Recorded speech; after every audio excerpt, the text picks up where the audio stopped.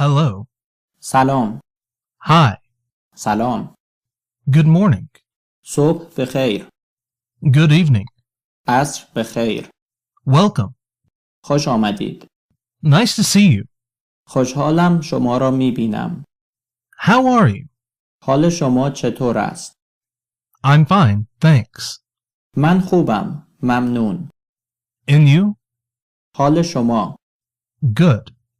خوب است. Thank you very much. از شما بسیار سپاسگزارم. You're welcome. خواهش می کنم. What's new? چه خبر تازه؟ Nothing much. چیزی نیست. Good night. شب بخیر. See you later. به امید دیدار. Goodbye. خدا حافظ. Catch you later. بعداً می بینمت. I'm lost. من گم شده‌ام. Can I help you? آیا می توانم به شما کمک کنم؟ Can you help me? می توانید به من کمک کنید؟ Where's the toilet? توالت کجاست؟ Go straight, then turn left. مستقیم برو، بپیچ به سمت چپ. Go straight, then turn right. مستقیم برو، بپیچ به سمت راست. I'm looking for Peter. من به دنبال پیتر می گردم. One moment, please. یک لحظه صبر کنید.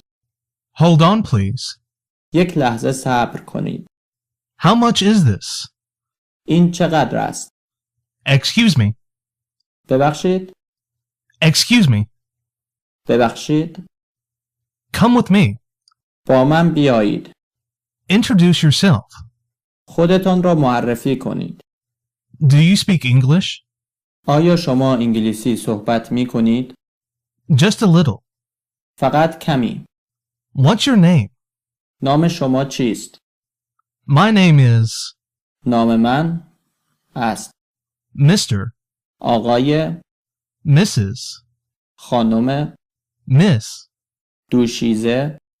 Nice to meet you. از ملاقات شما خوشبختم.